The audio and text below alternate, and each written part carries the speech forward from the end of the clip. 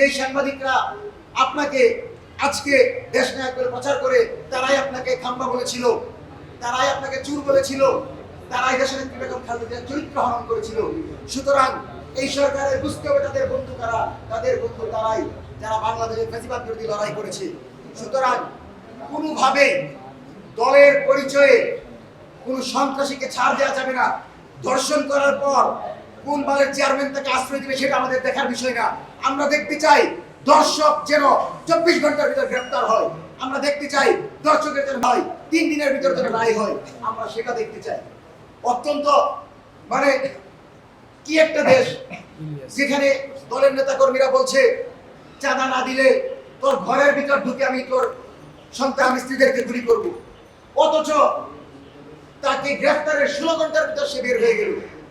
মানে এটা কি আজীব রাষ্ট্র? আমি যা ইচ্ছা তা করবো, কোনো বিচার হবে না, এটা হতে পারে না। আমরা মাঠে নাই মানে এটা মনে করবেন না যে কোনো অপরাধকে আমরা প্রশ্রয় দিচ্ছি। বিন্দু পরিমাণ নিরাপত্তা ব্যবস্থা যদি আজেহাল হয়, যদি ধর্ষকের বিচার না হয়, যদি আওয়ামী লীগকে পুনর্বাসনের কোনো চেষ্টা করা হয়, তাহলে আমরা কিন্তু মাঠে আসবো। তখন আমরা দেখবো না কে আমাদেরকে কোন পরামর্শ দেয়। পরামর্শ দেওয়ার সময় এখন।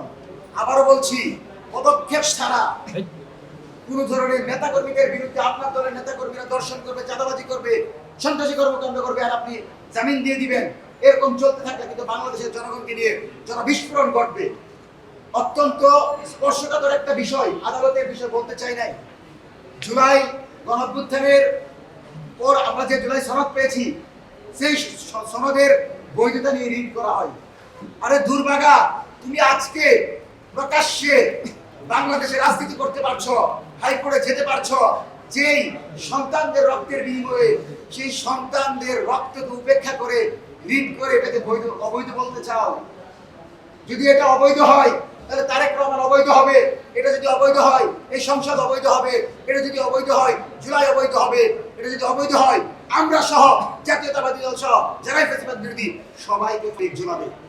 আওয়ামী লীগের বন্ধু ভারত, আওয়ামী লীগ কিন্তু কাউকে ছিঁড়ে না। আমি আবারও বলছি, ভুলেও আপনারা জুলাই সনদের ব্যাপারে টাল্টিপাল্টি করবেন না। প্রথম অধিবেশনের পরে যেহেতু সংবিধানের প্রশ্ন আপনার আলোচনার ভিত্তিতে দ্রুত সময়ের ভিতর সংস্কার পরিষদের শপথ দিয়ে নেবেন এবং আমরা আপনাদেরকে সেই সহযোগিতাটুকু করতে চাই।